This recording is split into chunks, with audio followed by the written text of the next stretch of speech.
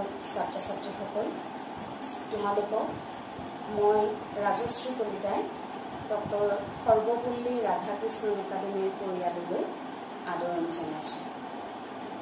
তোমালোকে হাইস্কুল শিক্ষান্ত পৰীক্ষাত উত্তীৰ্ণ হৈ এই একাডেমীত নামভৰ্তি কৰিছা আৰু তোমালোকে যি সপোন বুকুত বান্ধি লৈ এই একাডেমীলৈ আহিছা বা এই একাডেমীত নামভৰ্তি কৰিছা, সেই সপোনবোৰ যাতে তোমালোকৰ পূৰণ হয় তাৰ কাৰণে মই তোমালোকক মোৰ ফালৰ পৰা শুভ ইচ্ছা জ্ঞাপন কৰিছোঁ।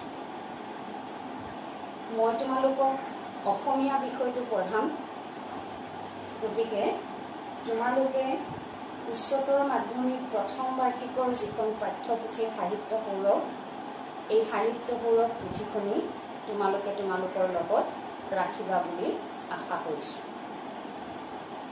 আৰু লগতে এই পাঠ্যপুথিখনৰ উপৰিও তোমালোকক প্ৰয়োজন হ'ব অন্য এখন নাটকৰ, আৰু সেই নাটকখন হৈছে উত্তম বৰুৱাৰ কুশল কোঁৱৰ নাটকখন। গতিকে এই পাঠ্যপুথিখনৰ উপৰিও তোমালোকে সেই নাটকখনো লগত ৰাখিব লাগিব। এতিয়া তোমালোকৰ পাঠ্যপুথিখনতে তোমালোকৰ যিখিনি নম্বৰ, প্ৰবন্ধৰ পৰা কিমান নম্বৰ আহিব এইবিলাক সকলো ভাগ কৰি দিয়া হৈছে। যে প্ৰবন্ধৰ পৰা থাকিব 40 নম্বৰ, তাৰপিছত এটা তোমালোকক চুটিগল্প লাগিব, চুটিগল্পটোৰ পৰা 7 নম্বৰ, কবিতা আছে ইয়াতে, কবিতা কেইটাৰ পৰা তোমালোকক লাগিব 25 নম্বৰ, আৰু নাটকখনৰ পৰা লাগিব তোমালোকক 18 নম্বৰ, আৰু তোমালোকক অলপ লাগিব ব্যাকৰণ, আৰু সেই ব্যাকৰণখিনিৰ পৰা তোমালোকৰ নম্বৰ থাকিব 10 নম্বৰ, মুঠ 100 নম্বৰ। আৰু তোমালোকৰ পাঠ্যত থকা এটা কবিতা, সেই কবিতাটোৰে আজি মই আচলতে আৰম্ভ কৰিম। আৰু সেই কবিতাটোৱে হৈছে সাহিত্যৰথী লক্ষ্মীনাথ বেজবৰুৱাৰ ধনবৰ আৰু ৰতনী কবিতা। লক্ষ্মীনাথ বেজবৰুৱাদেৱৰ ধনবৰ আৰু ৰতনী কবিতাটোৰ জৰিয়তে মই মোৰ প্ৰথম পাঠদান আৰম্ভ কৰিবলৈ লৈছোঁ। যে তোমালোকে জানা যে লক্ষ্মীনাথ বেজবৰুৱাদেৱে অসমীয়া সাহিত্যলৈ ৰমন্যা শব্দটো প্ৰত্যেকে নিশ্চয় শুনিছা। ৰমন্যা বা আমি কওঁ নবন্যা বুলিও, ৰবন্যা বা নবন্যাসৰ ঢল অসমীয়া সাহিত্যলৈ বোৱাই আনিছিল কোনে? লক্ষ্মীনাথ বেজবৰুৱাদেৱে। যে পশ্চিমীয়া সাহিত্য জগতত গঢ় লৈ উঠা এবিধ সাহিত্য আন্দোলনেই হৈছে ৰমন্যা বা নবন্যা। আৰু এই পশ্চিমীয়া সাহিত্যৰ উদ্যোগতে বা পশ্চিমীয়া সাহিত্যৰ আঁত ধৰিয়ে আমাৰ অসমীয়া সাহিত্যটো কি হৈছিল? ৰমন্যাসৰ সূচনা হৈছিল। গতিকে ৰমন্যাসৰ কিছুমান বৈশিষ্ট্য বা ৰোমান্টিকতা বুলিও আমি ক'ব পাৰোঁ, ইয়াৰ কিছুমান নিৰ্দিষ্ট বৈশিষ্ট্য আছে। ৰোমান্টিকতাৰ বৈশিষ্ট্য তোমালোকে প্ৰত্যেকে জানা, আগতে তোমালোকে নিশ্চয় পাইছা যে ৰোমান্টিক কবিসকলে কি কৰে? কল্পনাক আশ্ৰয় কৰি কবিতাসমূহ ৰচনা কৰে, বা প্ৰকৃতিৰ প্ৰতি ভাল পোৱা ভাৱ তেওঁলোকৰ কবিতাসমূহত থাকে। গতিকে লক্ষ্মীনাথ বেজবৰুৱাইও কি কৰিছিল? তোমালোকে অসমীয়া সাহিত্যৰ এখন আলোচনী, এইখনৰ নাম নিশ্চয় প্ৰত্যেকেই জানা, আৰু সেই আলোচনীখনৰ নাম হৈছে জোনাকী। জোনাকী আলোচনীৰ কথা তোমালোকে প্ৰত্যেকেই জানা, আগতে পাই আহিছা। জোনাকী যুগৰ ত্ৰিমূৰ্তিৰ অন্যতম এজন লক্ষ্মীনাথ বেজবৰুৱা। আৰু এই জোনাকী আলোচনীখন প্ৰকাশ হৈছিল পোনপ্ৰথমে কলিকতাৰ পৰা 1889 চনত।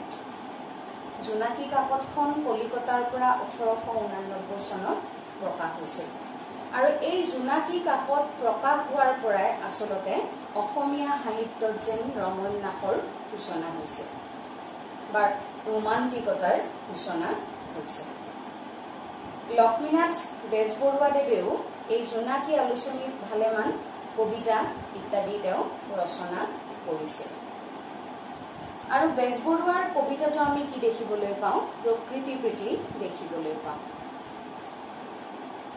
কিন্তু যদিও লক্ষ্মীনাথ বেজবৰুৱাদেৱে ৰমন্যাস যুগত বা ৰোমান্টিকতাৰ লক্ষণসমূহৰ জৰিয়তে কবিতা সৃষ্টি কৰিছে কিন্তু আমাক যিটো কবিতা পঢ়িবলৈ দিয়া হৈছে ধনবৰ আৰু ৰতনী এইটো কিন্তু আসলতে বেজবৰুৱাদেৱে এটা লোকগীতৰ আধাৰতহে এই কবিতাটো ৰচনা কৰিছে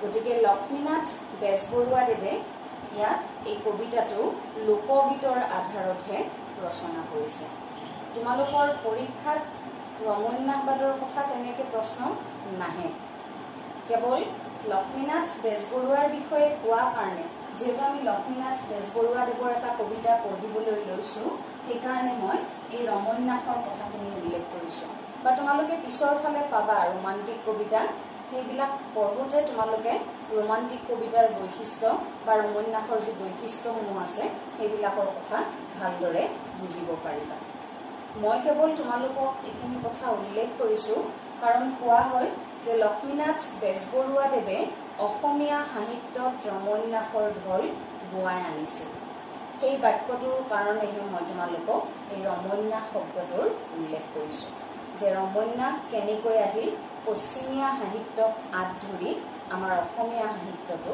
ৰমন্যাসৰ সূচনা হ'ল কিন্তু মই ক'লোৱে যে আমাৰ পাঠ্যত যিটো সন্নিবিষ্ট কবিতা ধনবৰ আৰু ৰতনী সেইটো কিন্তু বেজবৰুৱাদেৱে কি কৰিছে তেওঁ লোকগীতৰ আধাৰতহে এই কবিতাটি ৰচনা কৰিছে গতিকে আমি ধনবৰ আৰু ৰতনী কবিতাটো পঢ়াৰ আগতে অলপ বেলেগ কথা আৰু জানি ল'ব লাগিব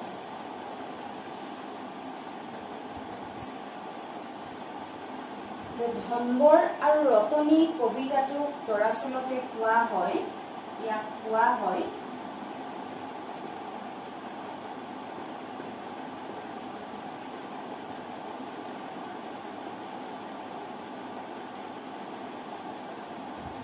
আখ্যানমূলক শ্ৰেণীৰ কবিতা বুলি আখ্যানমূলক শ্ৰেণীৰ কবিতা ধনবৰ আৰু ৰতনী কবিতাটোক কোৱা হয় আখ্যানমূলক শ্ৰেণীৰ কবিতা তোমালোকৰ পৰীক্ষাত প্ৰশ্ন আহিব পাৰে ধনবৰ আৰু ৰতনী কোন শ্ৰেণীৰ কবিতা যে ধনবৰ আৰু ৰতনী আখ্যানমূলক শ্ৰেণীৰ কবিতা এতিয়া আখ্যানমূলক শ্ৰেণীনো কি আখ্যানমূলক শব্দটোনো ক'ৰ পৰা আহিল সেই বিষয়ে তোমালোকে জানিব লাগিব গতিকে সেই বিষয়ে তোমালোকক মই আজি আলোচনা কৰিম তোমালোকে জানা যে আমাৰ প্ৰাচীন যুগত কি আছিল লিখিত সাহিত্যৰ প্ৰচলন নাছিল সেই সময়ত কি হৈছিল মানুহৰ মুখে মুখে কিছুমান সাহিত্যৰ প্ৰচলন হৈছিল আৰু সেই মানুহৰ মুখে মুখে সহা জীৱনৰ ওপৰত ভিত্তি কৰি কিছুমান সাহিত্যৰ সৃষ্টি হৈছিল আৰু সেই সাহিত্য সৃষ্টি হৈছিল প্ৰায় ত্ৰয়োদশ-চতুৰ্দশ শতিকাত গতিকে ত্ৰয়োদশ-চতুৰ্দশ শতিকাত যি মানুহৰ মুখে মুখে প্ৰচলিত সাহিত্য আছিল তাক আমি কওঁ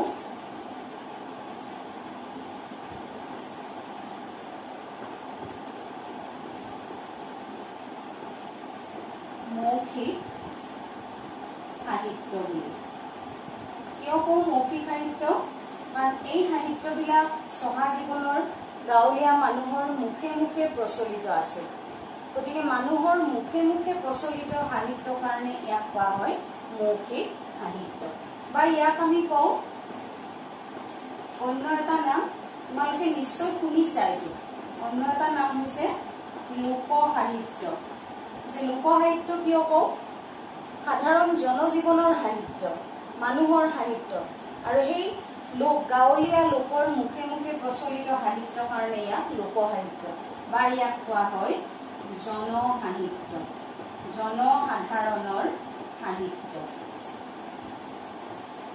জনসাধাৰণৰ সাহিত্যৰ কাৰণে ইয়াক কোৱা হয় জনসাহিত্য বুলি এইখিনি কথা বুজি পাইছা নিশ্চয় যে এইখিনি কথাৰ উল্লেখ মই কিয় কৰিছো কাৰণ আমি পঢ়িম ধনবৰ আৰু ৰতনী কবিতাটি আৰু এই কবিতাটিক মই কি বুলি কৈছো এটা আখ্যানমূলক শ্ৰেণীৰ কবিতা বুলি উল্লেখ কৰিছো গতিকে আখ্যানমূলক শ্ৰেণীৰ কবিতা বা আখ্যানমূলক শব্দটোনো ক'ৰ পৰা আহিল এই বিষয়ে জনাৰ কাৰণে তোমালোকক মই কৈছো এই মৌখিক সাহিত্য লোকসাহিত্য আৰু জনসাহিত্যৰ কথা এটাই শব্দ যে মৌখিক সাহিত্যৰ কথা মানুহৰ মুখে মুখে প্ৰচলিত সাহিত্য মৌখিক সাহিত্য আৰু এই সাহিত্য সৃষ্টি হৈছিল ত্ৰয়োদশ চতুৰ্দশ শতিকাত এতিয়া আমি আহিছো মোৰখন অলপ সৰু হৈছে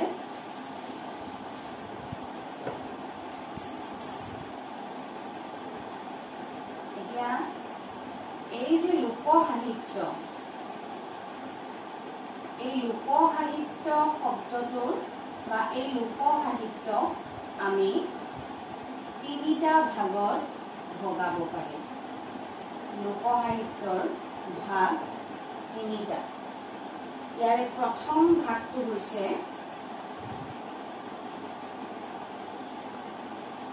লোকগীত লোকসাহিত্যক তিনিটা ভাগত ভাগ কৰিব পাৰি প্ৰথম ভাগটো হৈছে লোকগীত দ্বিতীয়টো হৈছে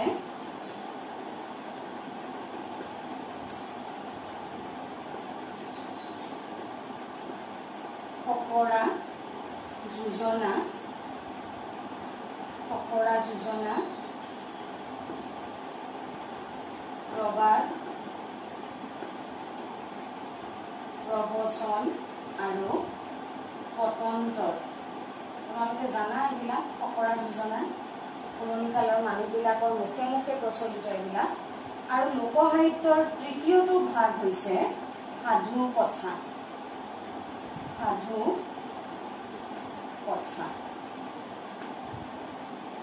যে লোকসাহিত্যক আমি তিনিটা ভাগত ভগাব পাৰো এটা হৈছে লোকগীত আনটো হৈছে ফকৰা যোজনা প্ৰবাদ প্ৰবচন আৰু পতন্তৰ আৰু তৃতীয়টো ভাগ হৈছে সাধু কথা এইকেইটা হৈছে লোকসাহিত্যৰ ভাগ কাৰণ এইবিলাক সাহিত্য কি হৈছে মানুহৰ সহা জীৱনৰ মুখে মুখে প্ৰচলিত আছিল গতিকে সেইকাৰণে এইবিলাক সাহিত্য লোকসাহিত্য বুলি কোৱা হৈছে এইখিনি কথা নিশ্চয় গম পালা আকৌ মুচি দিব লাগিব এতিয়া এইবাৰ আমি আহিছো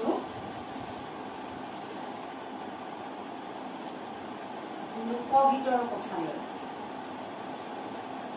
যে লোকগীতক আকৌ দুটা ভাগত ভগাব পাৰি তাৰে এটা হৈছে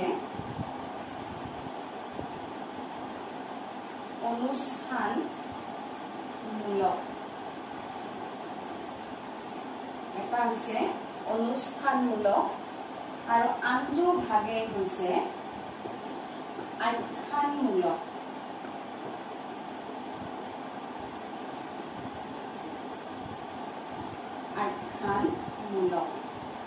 আমি পঢ়িব লাগিব কি এই আখ্যানমূলক দিশটো গতিকে আখ্যানমূলক শব্দটো ক'ৰ পৰা আহিল সেইকাৰণে এই কথাখিনি ক'বলৈ যোৱাৰ কাৰণে মই তোমালোকক প্ৰথমে ক'লো লোকসাহিত্যৰ ভাগ তিনিটাৰ কথা আৰু তাৰ পিছত ক'লো লোকগীতৰ ভাগ তিনিটাৰ কথা যে লোকগীতক আচলতে দুটা ভাগত ভগোৱা হয় এটা হৈছে অনুষ্ঠানমূলক আৰু আনটো আখ্যানমূলক অনুষ্ঠানমূলক লোকগীত কোনবিলাক অনুষ্ঠানমূলক লোকগীতবিলাক হৈছে যিবিলাক গীত কোনোবা উৎসৱ অনুষ্ঠানক কেন্দ্ৰ কৰি গোৱা হয় তাক কোৱা হয় অনুষ্ঠানমূলক লোকগীত বুলি যেনে বিহুগীত বিয়ানাম ধাইনাম আইনাম ইত্যাদি হৈছে অনুষ্ঠানমূলক লোকগীত কিয়নো এইবিলাক বিহুগীত বিয়ানাম আইনাম ধাইনাম এইবিলাক কি কৰা হয় কোনো উৎসৱ অনুষ্ঠানক কেন্দ্ৰ কৰি গোৱা হয় সেইকাৰণে এইবিলাকক কোৱা হয় অনুষ্ঠানমূলক লোকগীত আনহাতে আখ্যানমূলক গীত কোনবিলাক যে যিবিলাক গীতত কোনো এটা কাহিনী বা ঘটনা বা আখ্যান এটা বৰ্ণনা কৰা থাকে সেইবিলাকক কোৱা হয় আখ্যানমূলক গীত বুলি এনেকুৱা গীতবিলাকত কোনো এটা কাহিনী বা আখ্যান বা ঘটনা এটা বৰ্ণনা কৰা হয়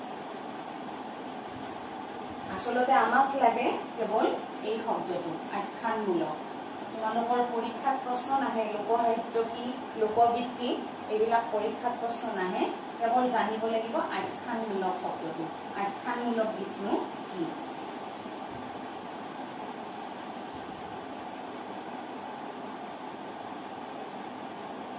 আখ্যানমূলক গীতসমূহক আকৌ তিনিটা ভাগত ভগোৱা হৈছে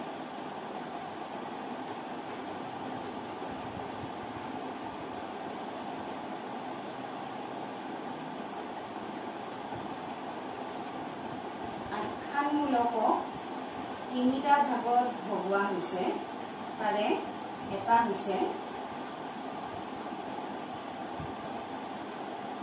বুৰঞ্জীমূলক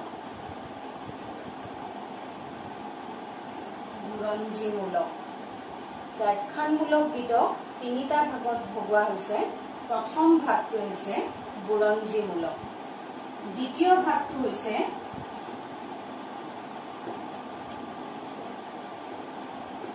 কিংবদন্তি বা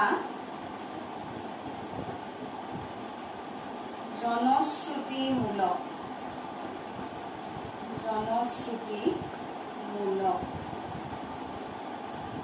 আৰু তৃতীয় ভাগটো হৈছে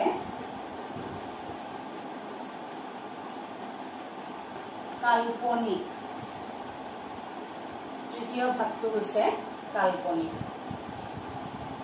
আখ্যানমূলক গীতৰ তিনিটা ভাগ এটা হৈছে বুৰঞ্জীমূলক আনটো হৈছে কিংবদন্তি বা জনশ্ৰুতিমূলক আৰু আনটো ভাগ হৈছে কাল্পনিক বুৰঞ্জীমূলক গীত কোনবিলাক যেতিয়া বুৰঞ্জীৰ চৰিত্ৰ এটাক কেন্দ্ৰ কৰি কোনো এটা কাহিনী বৰ্ণনা কৰা হয় গীত ৰচনা কৰা হয় তেতিয়া তাক কোৱা হয় বুৰঞ্জীমূলক গীত যেনে বুৰঞ্জীমূলক গীত মণিৰাম দেৱানৰ গীত মূলা গাভৰুৰ গীত এইবিলাক হৈছে বুৰঞ্জীমূলক গীত মণিৰাম দেৱানৰ যেতিয়া মণিৰাম দেৱানক ফাঁচি দিয়া হৈছিল ফাঁচি কাঠত ওলোমোৱা হৈছিল তেতিয়া কোনোবা চহা কবি এনেদৰে গাইছে যে ছালত মলঙিলে চালেদৈ কোমোৰা টেকেলিত মলঙিলে লোন মাটিত মলঙিলে মণিৰাম দেৱানৈ নেকান্দি থাকিব কোন গতিকে এইবিলাক হৈছে বুৰঞ্জীমূলক গীত দ্বিতীয়টো ভাগ হৈছে কিংবদন্তি বা জনশ্ৰুতিমূলক যেনে ফুল কোঁৱৰৰ গীত জনা গাভৰুৰ গীত মণি কোঁৱৰৰ গীত এইবিলাক হৈছে কিংবদন্তি বা জনশ্ৰুতিমূলক কোনোবা এটা কাহিনী শুনি পেলাই যি গীত গোৱা হয় আগৰে পৰা প্ৰচলিত কাহিনী এটাক লৈ পেলাই যেতিয়া গীত গোৱা হয় সেইটোৱে হৈছে কিংবদন্তি বা জনশ্ৰুতিমূলক আৰু আখ্যানমূলক গীতৰ তৃতীয়টো ভাগ হৈছে কাল্পনিক মানে সম্পূৰ্ণ মনে সজা আৰু আমাক পঢ়িবলৈ দিয়া ধনবৰ আৰু ৰতনী এই কবিতাটো আচলতে আখ্যানমূলক শ্ৰেণীৰ এটা কাল্পনিক কবিতা ধনবৰ আৰু ৰতনী আখ্যানমূলক শ্ৰেণীৰ এটা কাল্পনিক কবিতা গতিকে আখ্যানমূলক গীত কি এইখিনি কথা নিশ্চয় বুজি পালা আখ্যানমূলক গীতক আমি অন্য এটা নামেৰেও নামকৰণ কৰিব পাৰো বা ইয়াক অন্য এটা নামেৰেও নামকৰণ কৰা হয় আখ্যানমূলক গীতসমূহক ইয়াক আমি মালিতা বুলিও কওঁ তোমালোকৰ পৰীক্ষাত প্ৰশ্ন কেতিয়াবা আহিব পাৰে মালিতাৰ ভাগ কেইটা কি কি তেতিয়াও লিখিব লাগিব মালিতাৰ ভাগ তিনিটা কোন তিনিটা বুৰঞ্জীমূলক কিংবদন্তি বা জনশ্ৰুতিমূলক আৰু কাল্পনিক বা পৰীক্ষা দিব পাৰে আখ্যানমূলক গীতৰ ভাগ তিনিটা কি কি আখ্যানমূলক গীতকে আমি মালিতা বুলিও কওঁ আৰু ইংৰাজীত ইয়াক কোৱা হয়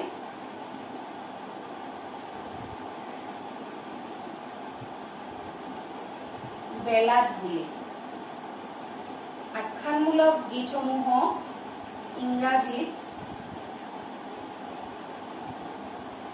ইংৰাজীত বেলাদ বুলি কোৱা হয়। এইটো প্ৰশ্ন আহিব পাৰে যে আখ্যানমূলক গীতক ইংৰাজীত কি বুলি কোৱা হয়। আখ্যানমূলক গীতক ইংৰাজীত বেলাদ বুলি কোৱা হয়। যে লক্ষ্মীনাথ বেজবৰুৱাদেৱে পুৰণি লোকগীতৰ আৰ্হিত এই ধনবৰ আৰু ৰতনী কাল্পনিক কবিতাটি ৰচনা কৰিছে। এতিয়া ইয়াৰ পিছত আমি আহিছো আখ্যানমূলক গীতৰ বৈশিষ্ট্যলৈকে। কেতিয়াবা কেতিয়াবা তোমালোকৰ পৰীক্ষাত আখ্যানমূলক গীতৰ বৈশিষ্ট্যও লিখিব দিয়ে। আখ্যানমূলক গীতৰ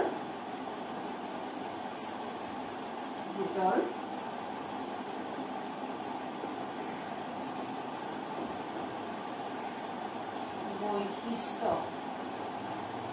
আখ্যানমূলক গীতৰ বৈশিষ্ট্য। আখ্যানমূলক গীতৰ প্ৰথম বৈশিষ্ট্যটোৱে হৈছে ই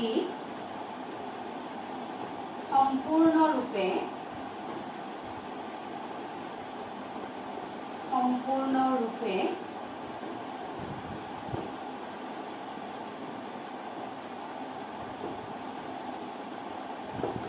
লোক সাহিত্যৰ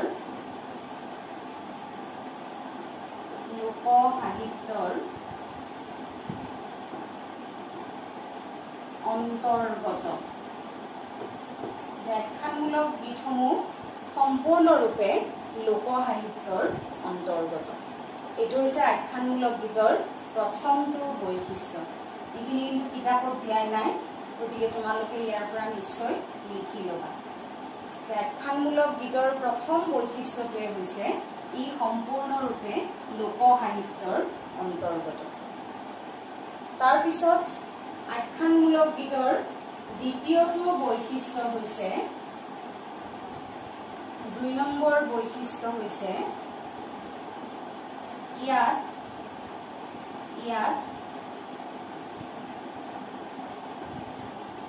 সুসংবদ্ধ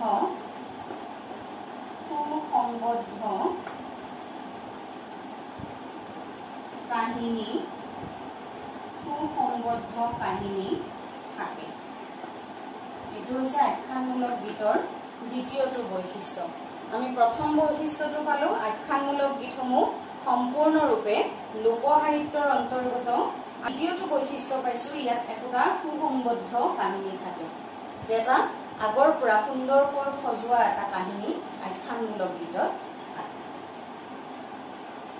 তাৰপিছত ৩ নম্বৰ বৈশিষ্ট্যটোৱে হৈছে আখ্যানমূলক গীতৰ ৩ নম্বৰ বৈশিষ্ট্যটোৱে হৈছে যে আখ্যানমূলক গীতসমূহ অলৌকিক। অলৌকিক মানে যে কিছুমান নোহোৱা নোপোজা ঘটনাও এনেকুৱা গীতবিলাকত গোৱা হয়। আখ্যানমূলক গীতৰ তৃতীয়টো বৈশিষ্ট্য হৈছে যে আখ্যানমূলক গীতসমূহ অলৌকিক। তাৰপিছত আখ্যানমূলক গীতৰ চতুৰ্থটো বৈশিষ্ট্য হৈছে ৪ নম্বৰ বৈশিষ্ট্য, যে ইয়াত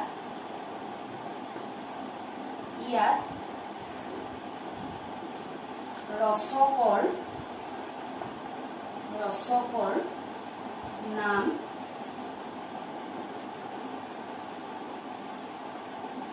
নাথাকে। এতিয়া প্ৰশ্ন হ'ব পাৰে যে যদি আখ্যানমূলক গীতত ৰচকৰ নাম নাথাকে তেনেহলে আমি ধনবৰ আৰু ৰতনী কিয়নো আখ্যানমূলক গীত বুলি কৈছো।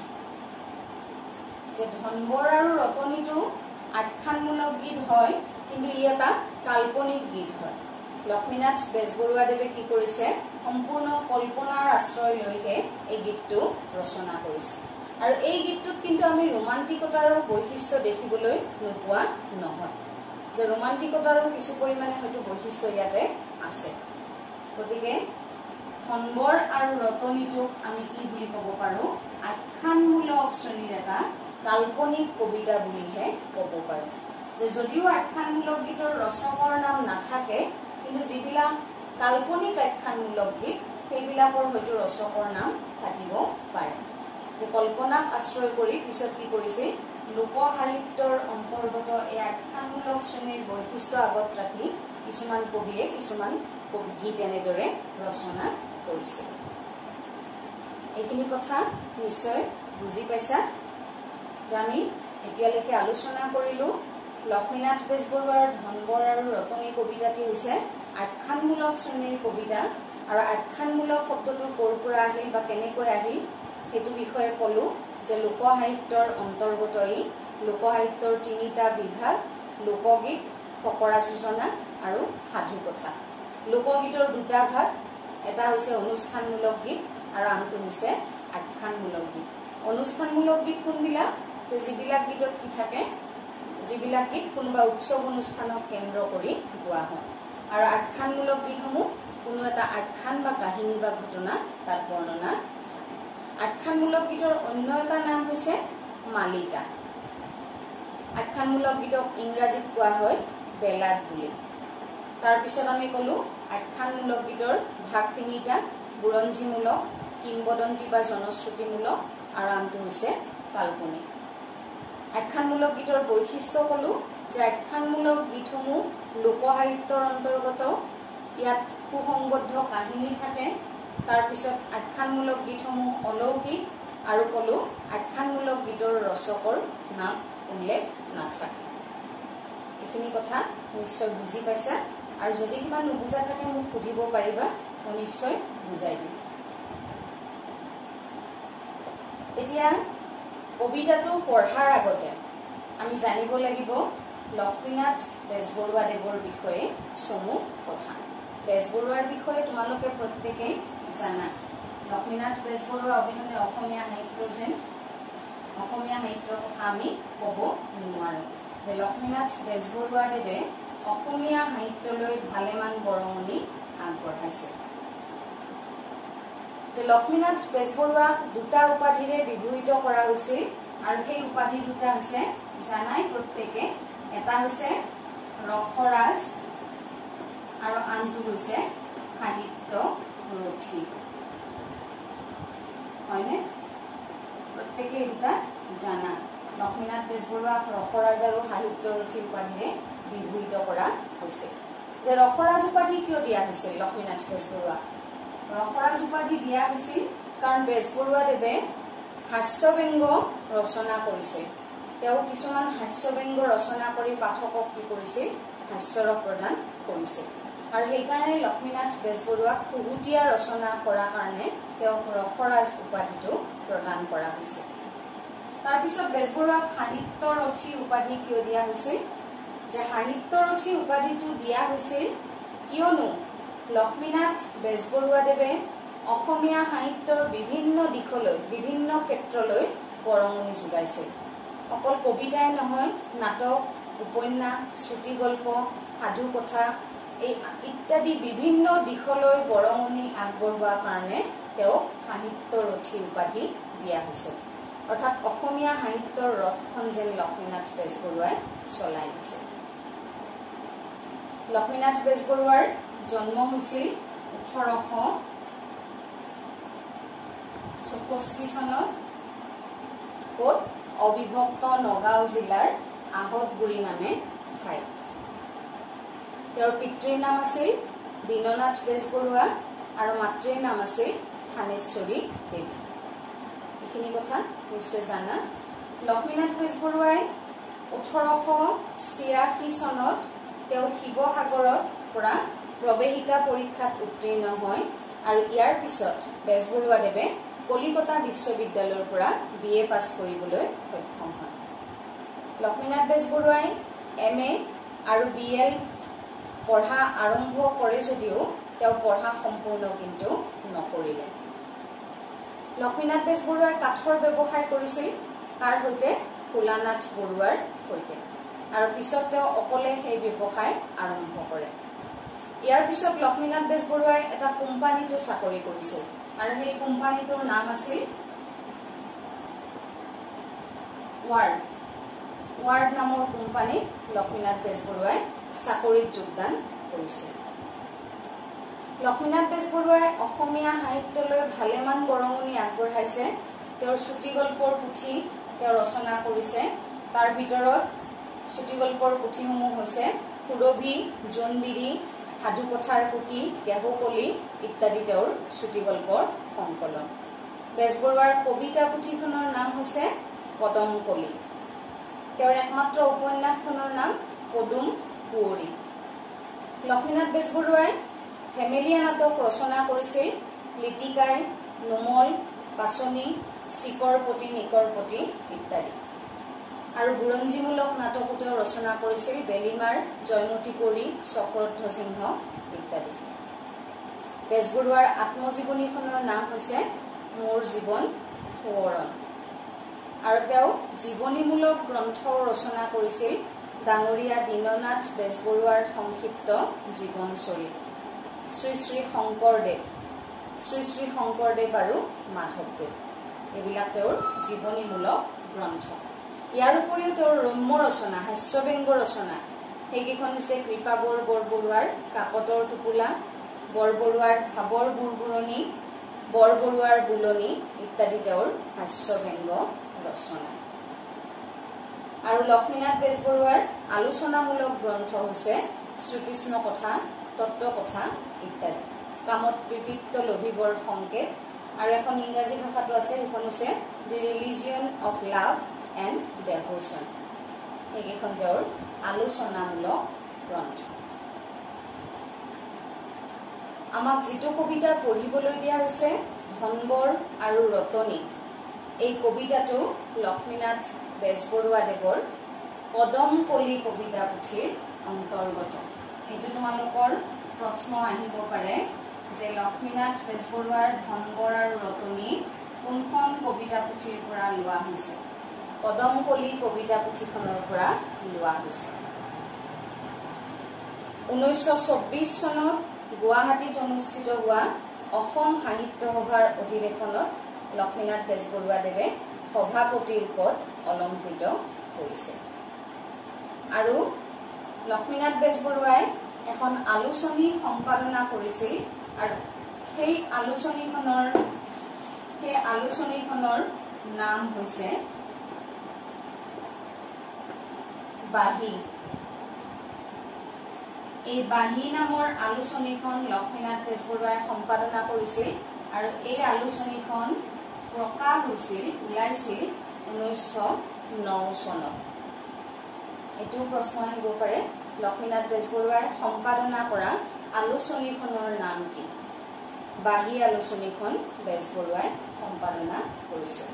তোমালোকৰ পাঠ্যপুথিখনত ধুনীয়াকৈ বেজবৰুৱাৰ সুন্দৰকৈ ইয়াতে বেজবৰুৱাৰ চমু পৰিচয় দিয়া আছে। আৰু এটা কথা ক'বলৈ লৈ গৈছে যে বেজবৰুৱাই সাধুকথাৰ পুথিও লিখিছিল।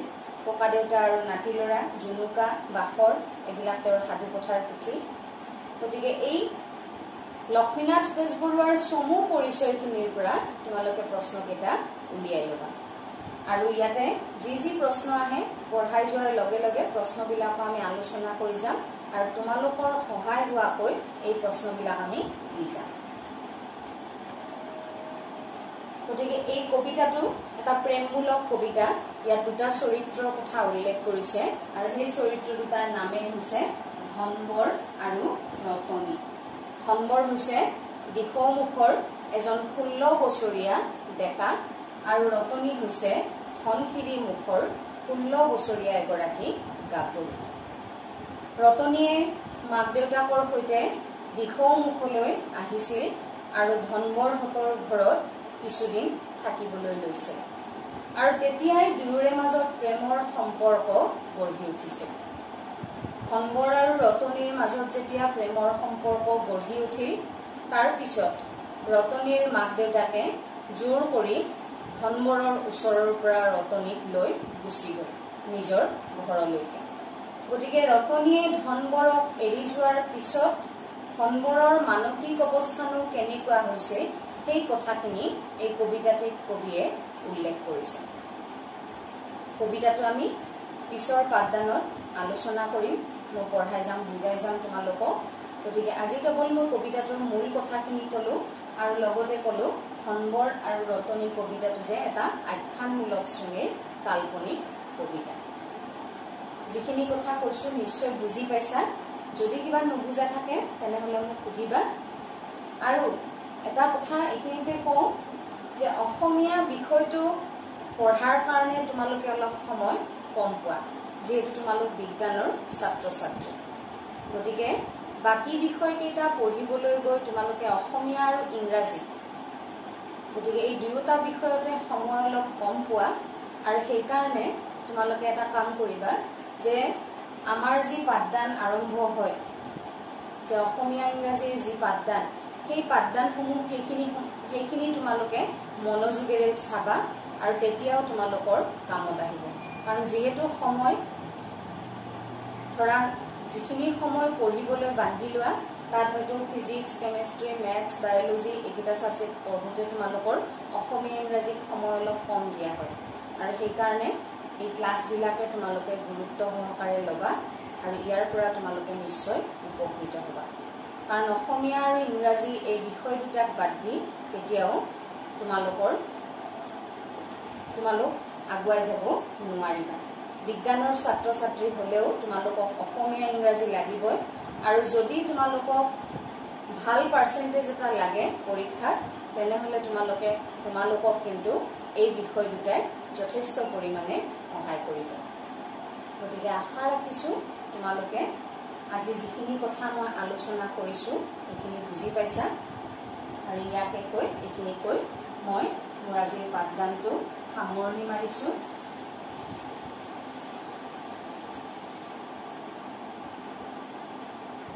পুনৰ লগ পাম। ধন্যবাদ।